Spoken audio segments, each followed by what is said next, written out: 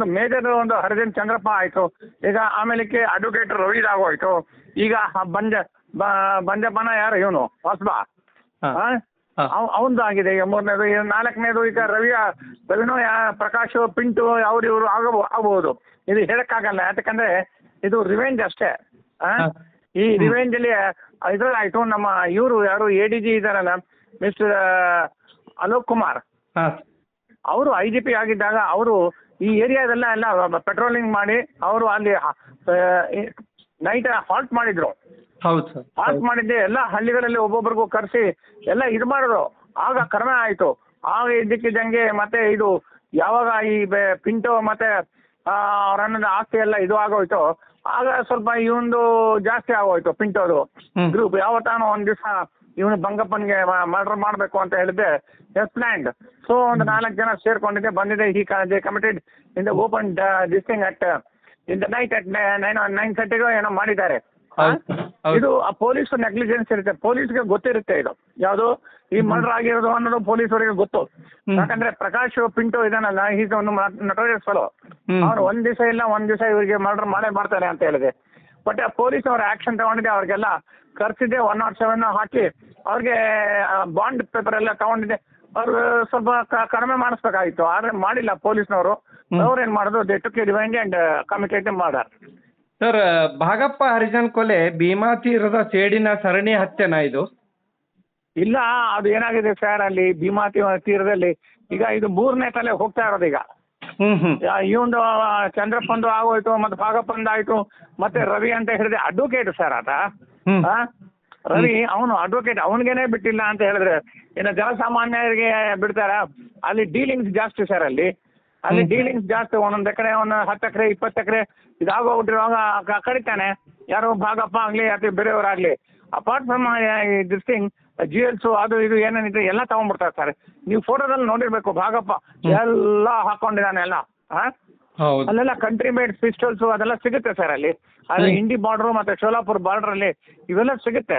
ಆದ್ರೆ ಪೊಲೀಸ್ನವರು ಕಂಟ್ರೋಲ್ ಮಾಡ್ಕೊಬೇಕು, ಇದನ್ನ ಮಾಡ್ತಾ ಇಲ್ಲ. ಅಲ್ಲಿ ಇಂಟೆಲಿಜೆನ್ಸ್ ಅವರು ಮಾಡಬೇಕು, ಆದ್ರೆ ಮಾಡ್ತಾ ಇಲ್ಲ. ಏನ್ ಮಾಡೋದು ಸರ್ ಹೇಳಿ?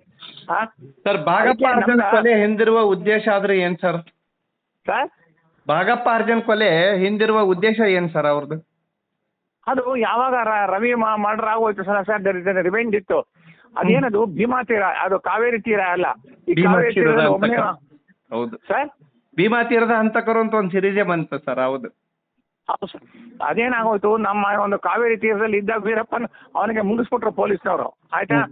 ಈಗ ಇದನ್ನ ನಾವು ಮುಗಿಸ್ಕೊಂಡ್ ಬರ್ಬೇಕು. ಯಾವುದು ಭೀಮಾ ತೀರದಲ್ಲಿ ಯಾರ್ಯಾರು ಇದ್ದಾರೆ ಎಲ್ಲರಿಗೂ ಮುಗಿಸ್ಕೊಂಡ್ ಬರ್ಬೇಕು ಸರ್. ಇಲ್ಲಿದ್ರೆ ಅಲ್ಲಿ ಶಾಂತಿ ಮತ್ತೆ ಸುವ್ಯವಸ್ಥೆ ಇರೋದಿರಲ್ಲ ಸರ್. ಅಲ್ಲಿ ಹಳ್ಳಿಗಳಲ್ಲಿ ನೀವು ಪರ್ಟಿಕ್ಯುಲರ್ಲಿ ತಾವು ಹೋಗಿ ನೋಡ್ಬೇಕು ಭೀಮಾ ತೀರ ಹೇಗೆ ಹೇಗಿದೆಪ್ಪ.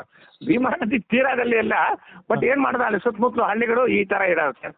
ನಿಜ ಸರ್. ಆಲ್ರೆಡಿ ಈಗ 4 ಜನರನ್ನು ನಿನ್ನೆ SP ಅವರು ಅರೆಸ್ಟ್ ಮಾಡಿ ಕಸ್ಟಡಿಗೆ ತಗೊಂಡಿದ್ದಾರೆ ಸರ್. ಹೌದು ಸರ್. ಅದ್ರ ಬಗ್ಗೆ ತಾವು ಏನು ಹೇಳಿಕ್ ಬಯಸ್ತೀರಿ ಸರ್? ಸರ್, ಅದ್ರ ಬಗ್ಗೆ ಪೊಲೀಸ್ನವ್ರಿಗೆ it is not a great, because ಈ ಪಿಂಟೋ ಇದಾನಲ್ಲ, ಪಿಂಟೋ ಅಲಿಯಾಸ್ ಪ್ರಕಾಶ ಯಾರೋ A1, ಅವನು ಮೊದಲೇ ಮರ್ಡರ್ ಮಾಡ್ತಾನೆ ಖಂಡಿತ ಅಂತ ಹೇಳಿದೆ. ಸುಮಾರು 1 ತಿಂಗಳ ಹಿಂದೆನೇ ಇವರಿಗೆ ಪೊಲೀಸ್ನವ್ರಿಗೆ ಗೊತ್ತಿತ್ತು.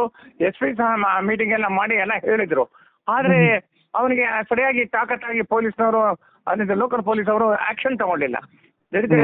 ದಿಸ್ ಥಿಂಗ್ ಯಾಕಂತ ಹೇಳಿದ್ರೆ, ಆಕ್ಷನ್ ತಗೊಳ್ತಾ ಇದ್ರೆ ಅವ್ರಿಗೆ ಕರೆಸಿ ಎಲ್ಲ ಸ್ಟೇಷನಲ್ಲಿ ಕಳಿಸಿ 1-2-3 ದಿವಸ ಇದ್ದು ಬಾಂಡ್ ಪೇಪರ್ ಎಲ್ಲ ಬರೆಸ್ಕೊಂಡಿದ್ದೆ, ಸ್ವಲ್ಪ ಶಾಂತಿ ಸುವ್ಯವಸ್ಥೆ ಕಾಪಾಡಬೇಕಾಗಿತ್ತು. ಯಾಕಂದ್ರೆ ಅಲೋಕ್ ಕುಮಾರ್ ಅದೆಲ್ಲ ಮಾಡಿದ್ರು. ಆಗ ಬಹಳ ಕಡಿಮೆ ಆಗಿತ್ತು, 1-2-3 ತಿಂಗಳು. ಅವರು ಈಗ ಬೆಳಗಾವಿ ADGP ಇದ್ದಾಗ ಒಂದ್ಸಲ ವಿಸಿಟ್ ಮಾಡಿ ಅದನ್ನೆಲ್ಲ ಕಂಟ್ರೋಲಿಗೆ ತಂದಿದ್ರು ಸರ್, ಒಂದ್ ಹಂತಕ್ಕೆ. ಅಲ್ಲ, ಒಂದು ಹಂತಕ್ಕೆ ತಂದಿದ್ರು ಅಲೋಕ್ ಕುಮಾರ್ ಸಾಹೇಬರು ತಂದಿದ್ರು.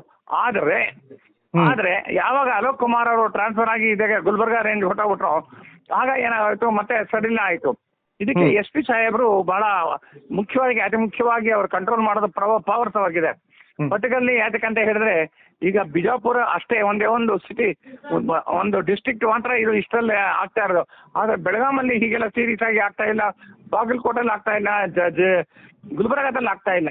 But Bijapur is centre place for murders and revenge taken ಅಷ್ಟೇ.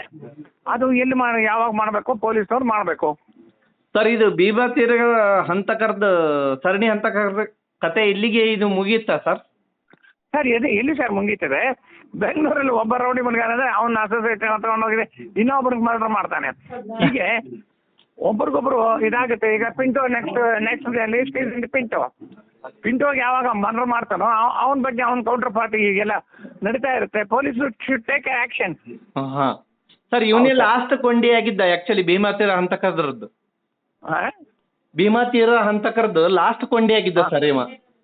ಹೌದು ಸರ್, ರಿವೆಂಜ್ ಆಗುತ್ತೆ ಒಬ್ರಿಗೊಬ್ರು ರಿವೆಂಜ್. ಅಲ್ಲಿ ಏನು ಎಲ್ಲ ಮೆಣಸಿನ್ಕಾಯಿ ತಿನ್ನೋರು, ಎಲ್ಲ ಈರುಳ್ಳಿ ತಿನ್ನೋರು, ಎಲ್ಲ ರೊಟ್ಟಿ ತಿನ್ನೋರು ಎಲ್ಲ. ಹೌದು ಸರ್, ಏನ್ ನಮಗೆ ನಾವು ಅನ್ನಾಗಿನ ತಿಂತೀವ ಕಾವೇರಿ ಅನ್ನ ಇಲ್ಲ ಸರ್. ಅವ್ರು ಬಹಳ ನರೋರಿಯಸ್ ಇದ್ದಾರೆ ಸರ್ ಅಲ್ಲಿ. ಇಲ್ಲ, ತುಂಬ thank you sir, thank you so much. ನಾ ಹಾಕಿ ನಿಮಗೆ ಲಿಂಕ್ ಶೇರ್ ಮಾಡ್ತೀನಿ sir. Thank you sir, thank you so much. Okay.